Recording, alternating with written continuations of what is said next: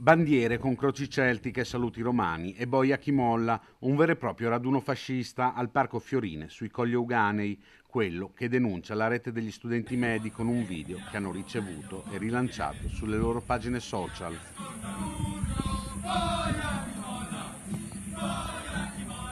I protagonisti sono, dicono gli attivisti della rete degli studenti medi, i giovani di Azione Studentesca, Azione Universitaria e due movimenti giovanili del partito della Premier Giorgia Meloni.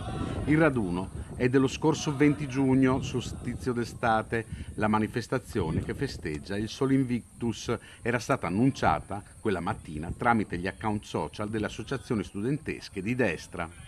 Conosciamo bene queste realtà.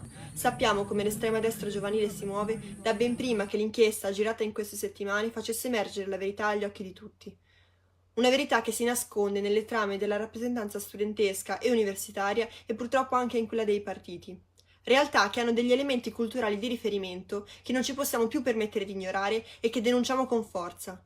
Presidente Meloni, cosa ha da dire al riguardo? Come sindacato studentesco la nostra richiesta è chiara. I movimenti e le associazioni di ispirazione neofascista devono essere sciolti.